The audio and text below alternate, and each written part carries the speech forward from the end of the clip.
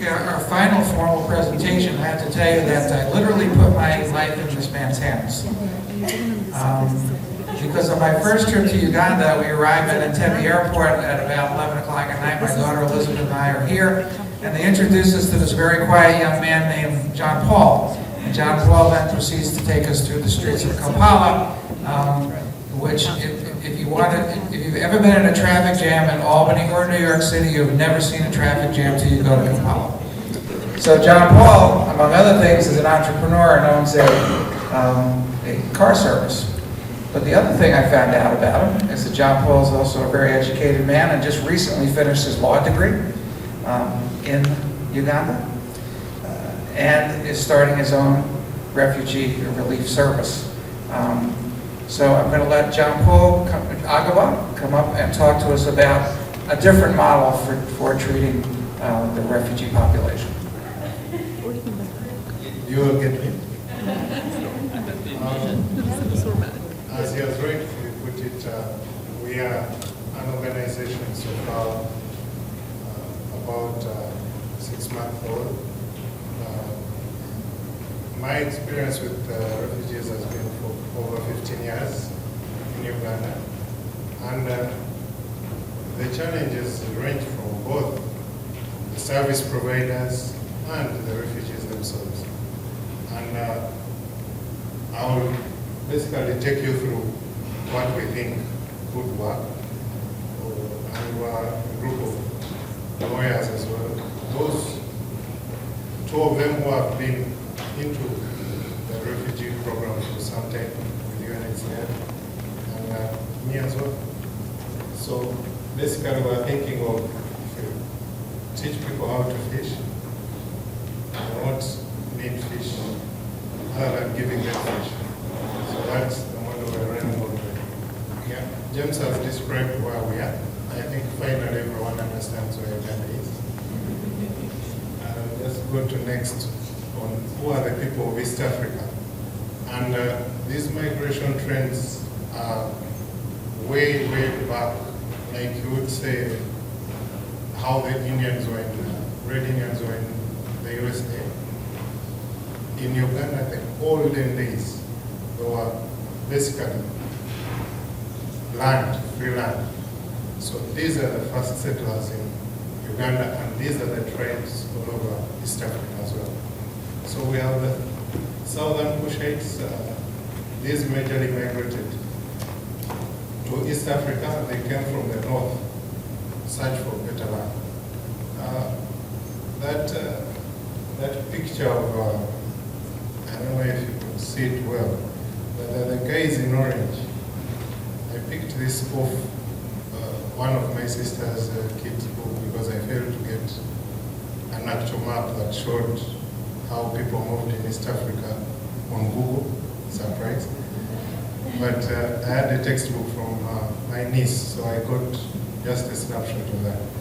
But then there are the Eastern Kushites who came around 1000 AD from Ethiopia, and they settled both in Kenya and Uganda. The Bantu came basically from West Africa. They came through Congo. The Nilotics came from Bahar Gazelle, southern Sudan.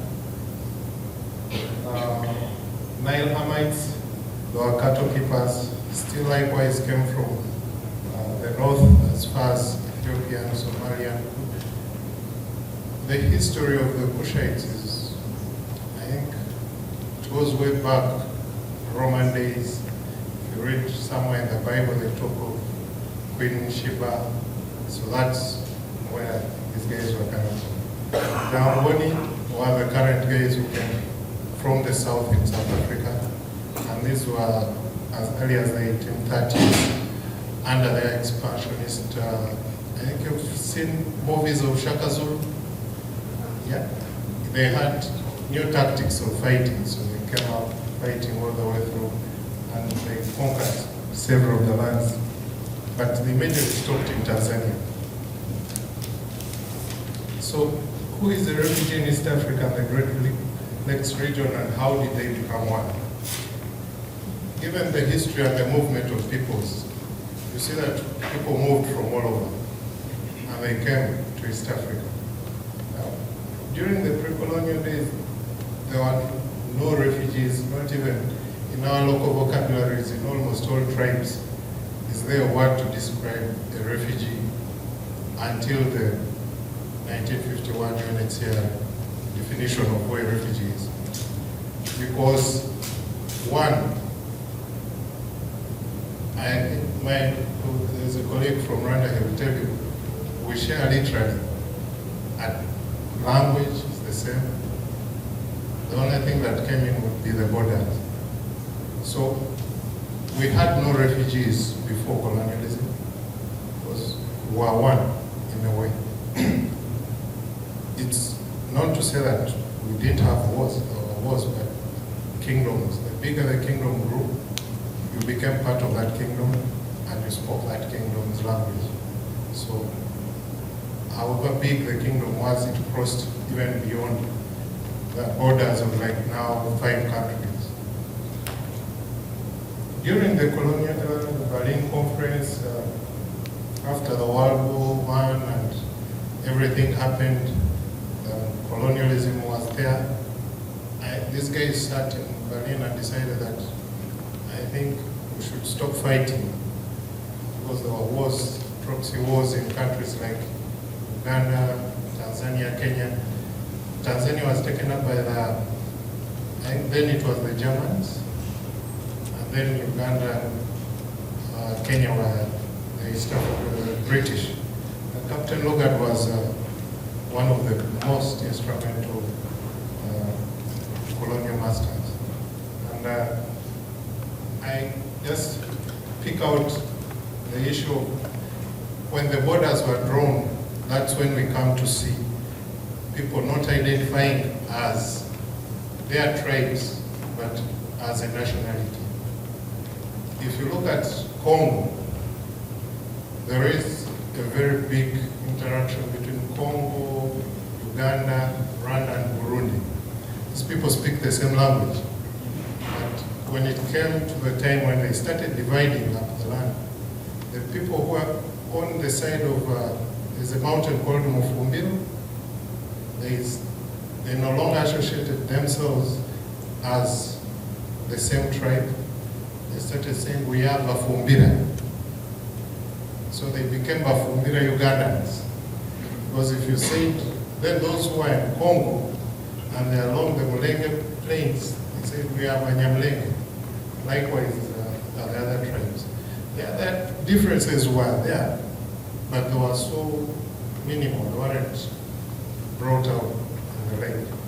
But due to that cutting of the borders, it created more identity to nationality than to tribe and clan.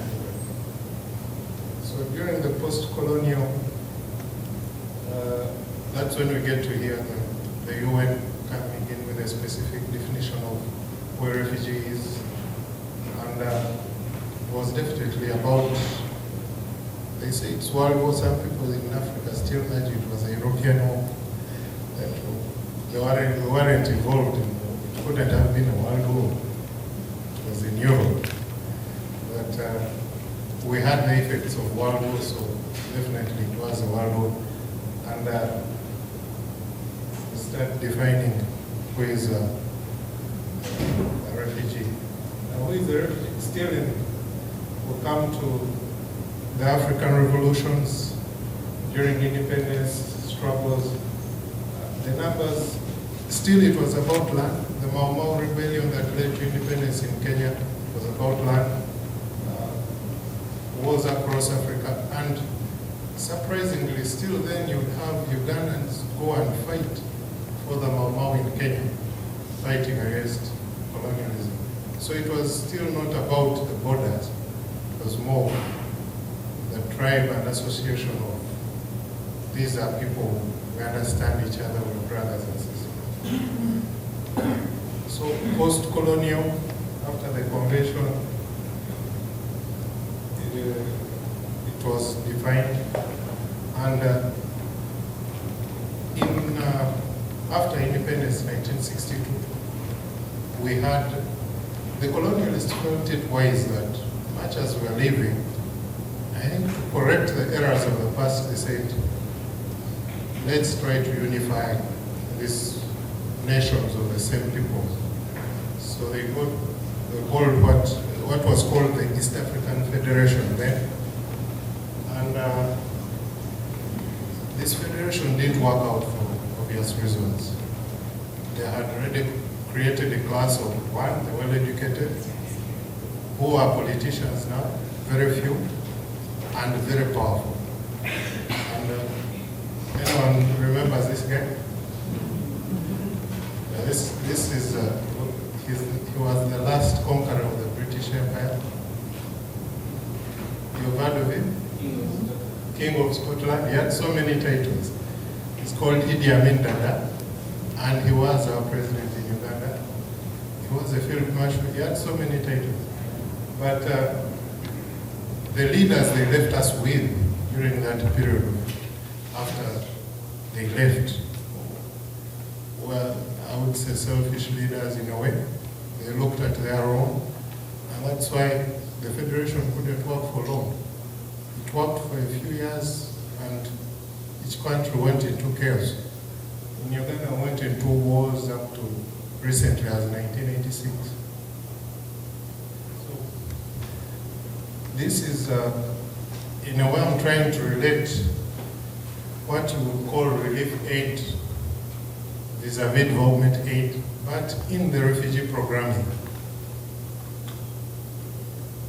If you look at most of the big UN agencies, USAID, DFID, all of them look at development for settled people, like for the nationals, and relief for refugees. But we've had refugees in Uganda since 1953, and they're still there. So the question that always we keep asking ourselves is, how long will a refugee be a refugee? And how long will you change programming from relief aid, which is like 1 year and the refugee is done, to development aid? So relief aid for refugees is emergency aid that would, like James was talking about, first line response of refugees during an influx. It's usually non-food items, sanitary material, medical care, immunization, transportation of refugees to reception centers. And it ideally should never last more than a year. And what we are looking at as development aid for refugees, not development aid, the general definition, globally accepted definition also. If you talked about development aid, people would think of national, people who are settled, not refugees. So we are looking at development aid for refugees. I think I get the distinction. Yeah. So development aid for refugees to us is aid geared towards sustainability of refugees in the settlements and host communities. This involves long-term programming of all sectors, majorly health, education, community services, and income generation. You will notice that even like if you look at the grants from, we get a lot of money from BPRN, the US grants. They will give you grants and they will say, we are giving you 5 years grant, but renewable every year. So each year there is a potential that project is not running again. So technically they're giving grants annually. And when you talk of an annual grant, you can't talk of a development grant in that way. I will take an example. When I was working in the refugee camps, there was, we used to get a lot of money from OFDA, and we rented out houses where we used to stay. We rented out cars, but the cost of buying a car actually was cheaper than renting out a vehicle in the the long run. Because after 2 years, you will buy the car. But because the policy is you rent, and this it's a policy way up from the state government. I think that's how the projects were involved. You couldn't buy a car. Neither were you allowed to build a house. Yet the rent you are paying for accommodation would build that house in a year. So those are the dynamics. I would request that, okay, can we pay half of the amount for the vehicle, and if the project continues, we can clear it and own it, but it was still no. The grant doesn't allow you to buy or doesn't allow you to do something that is long-term. It's relief, it's not development. Just a simplistic cost-benefit analysis between relief and development aid. Those Land Cruisers are the vehicles we use. With units here, I think they had like, in one settlement rather, the field office would have on average 20. The cost of buying just the Land Cruiser, you can see the difference. And this is not a new vehicle from Japan. It's like when you're buying a reconditioned one. So how many houses, and this is the cost of buying or building a house. I put it at 200,000 Ghana shillings of constructing a house for a refugee. Probably it's much lesser. I put it high. The cost of buying one Land Cruiser can build 765 better houses. And we have like 20 of those running on fuel, employing a driver, and all other costs. So there has been this debate that these big agencies like the UNHCR, USAID should more or less cut themselves off from implementing the programs, because the costs of running, the costs are high. Okay, let me run through. Who uses relief aid? Donors through condition grants, procurement of brand names, like you have a grant from USAID, you have to buy Dell. I talked of hiring instead of buying the vehicle, no building. Relief aid workers, huge abnormal salaries for expatriate staff, usually from the West. Corrupt government officials that divert money from development programs. There was an initial program in programming that was looking at the office of the Prime Minister being the sector that is in charge of refugees.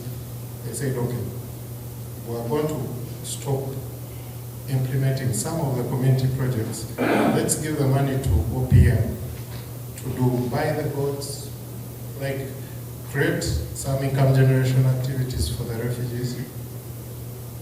And truthfully, as James had said, one of the vices we have was corruption. All the money went down the drain. And so everyone now said, like the donors were like, it doesn't work. Even if the government officials fail, then what will the other NGOs do? Most likely it will collapse.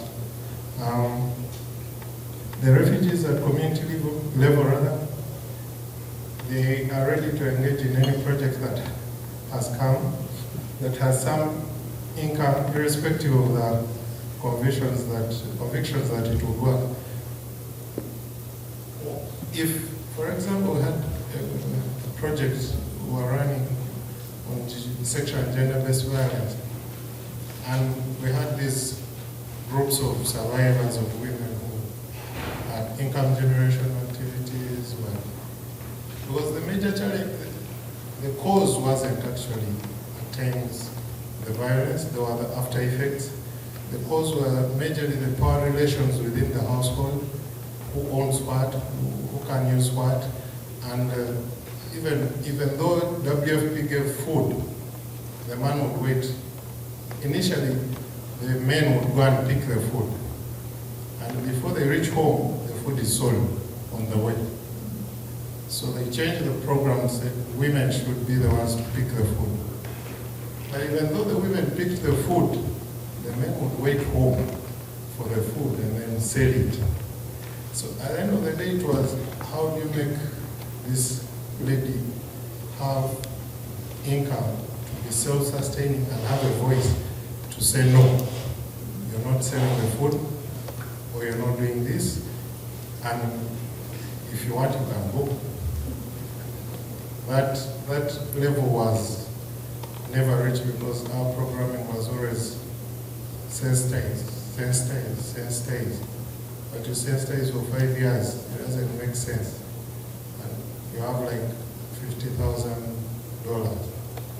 If you picked even like 20,000 and created income generating activities, it would empower these women more than the traditional way of creating awareness, sensitization.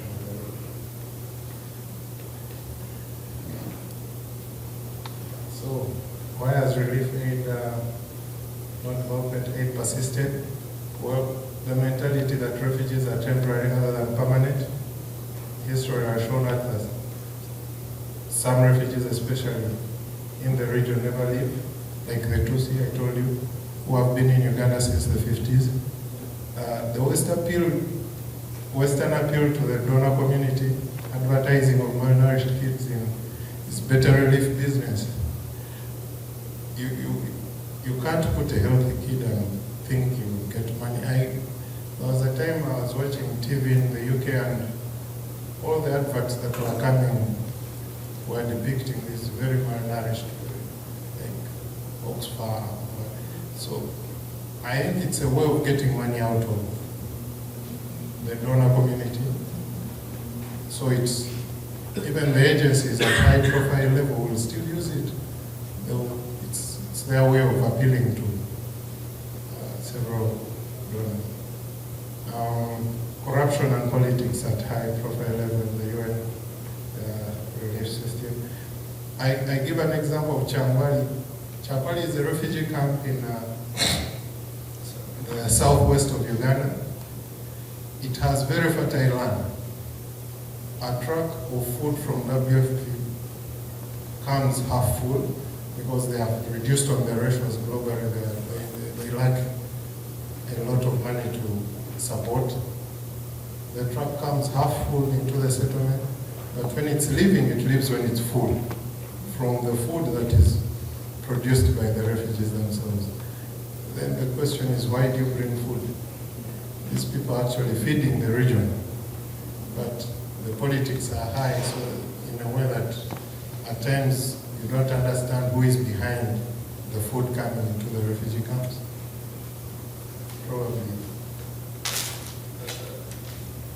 So, importance and contribution of refugees in the region. Political. They are used to fight wars. All of our leaders in the region were refugees. All of them. All of our current leaders were refugees at one point in their lives. Museveni is the president of Uganda. When he was a refugee in Tanzania, Idi Amin was giving Nyerere a lot of headache. Nyerere, as the president of Tanzania, used Museveni to organize and fight and come and take power in Uganda. In the same measure, Kagame was used by Museveni to fight the war in Rwanda. The 94 genocide has different stories to tell, but Kagame is this way here. He's the president of Rwanda now. So they fought and went back, and still it was about the rebel groups within the region that threatened our security. The history of, as well of the Rwandese being denied entry into their own country, yet there were still refugees and they were in powerful positions in government in Uganda. Kabila was used both by Kagame and Museveni because of the rebels, the Interahamwe rebels that were in the eastern part of Congo.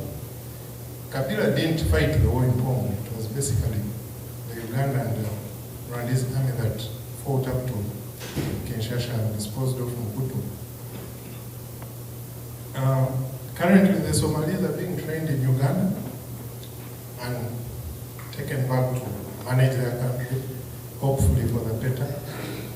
But it has increased our linkages with Somalia. We didn't have a lot of attachment with Somalia, but of late we are as a country.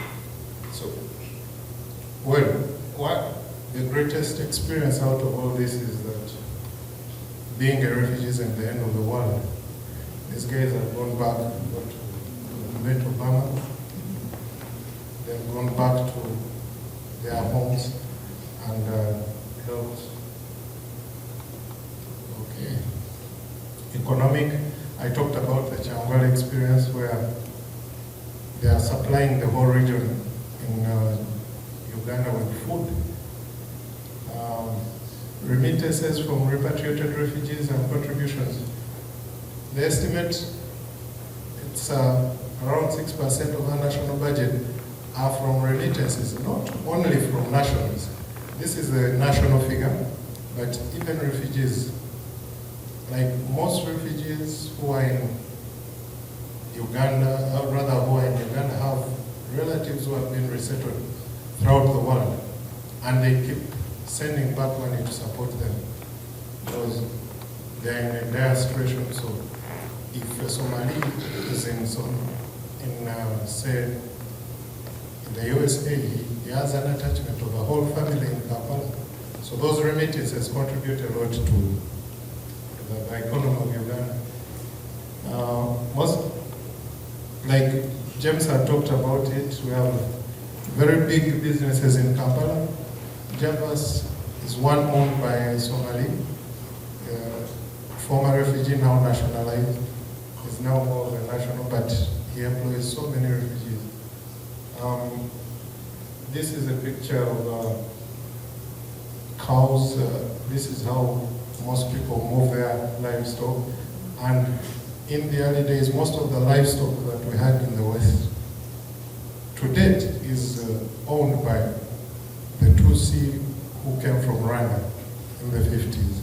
If it's not owned by them, it's managed by them because their culture is so associated with those cows that even though you were rich and you had a farm, you would deploy a Tutsi to working with the cows.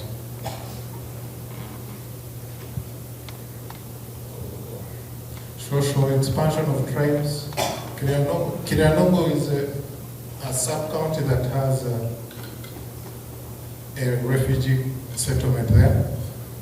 One thing in Uganda, because of the policies and as well probably because our leaders have been in a refugee situation in their lives, that's what informs our good policies. If you enter, for example, this sub-county has more tribes than the whole of Uganda. It has 57 tribes. And like 10% of them are from Sudan and other neighboring communities. And they have intermarried. They have moved into the community. They are no longer, most of them are no longer even considered refugees. Much as they may keep the refugee identity card, they will bring it out when it's necessary. But if it's not needed, they let it go. Change of attitudes, the xenophobia. Much like we had bombings in Uganda on July 11, more or less similar to what happened in 9/11 here. Still, the Somali guys came and bombed, and many people died. It was the World Cup final. All that, irrespective of all that happening, because the Somali community had been accepted to a certain level. Though the chairman, the local chairman, like in Kisenyi, where the Somali community stayed, protected the Somalis. Because some of the nationals, the youth, were rowdy. They wanted to attack them, but the national chairman said no. These people are actually running from the same caves.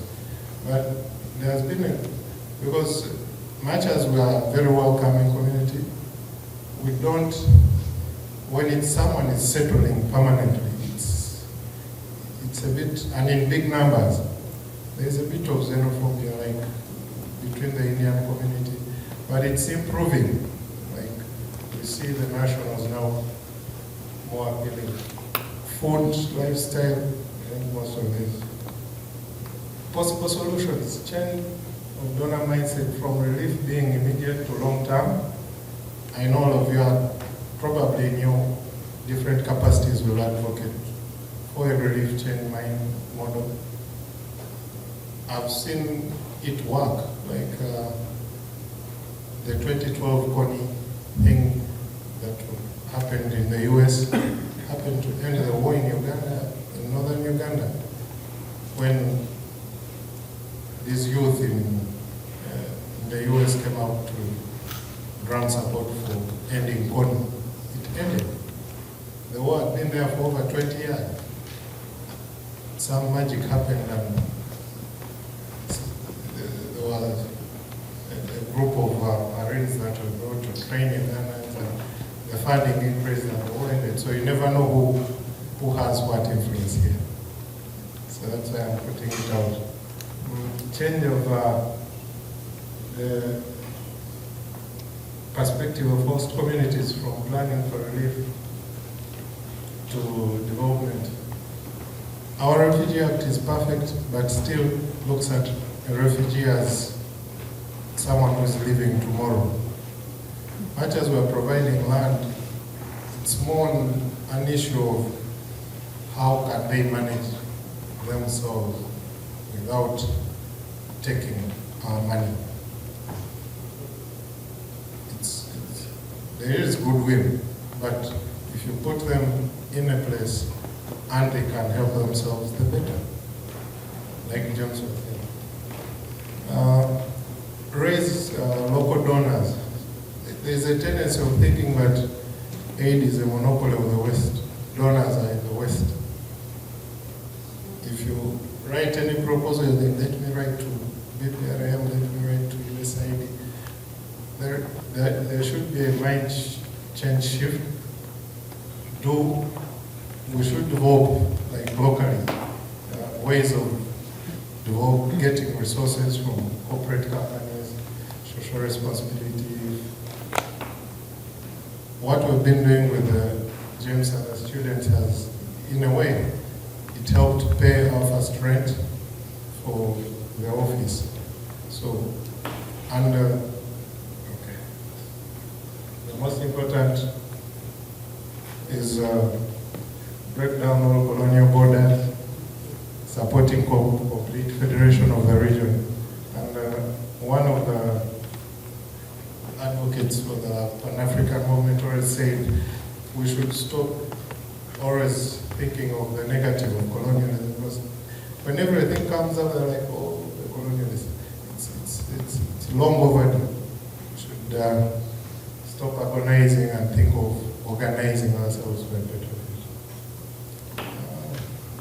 What do? We do legal representation, human rights advocacy, economic empowerment, educational tours, and research consultancy. That's what our focus is. And we got to notice that just a mere call that, because most refugees who live in the urban centers are under the responsibility of UNHCR and OPM. But these are big organizations that will come up if there is an issue of resettlement, if there is an issue of food. But the daily, day-to-day police has arrested me.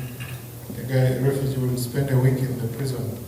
So just a mere call and there's my lawyer is coming, the police just let him go. So that's one of the angles we're trying to address. Thank you.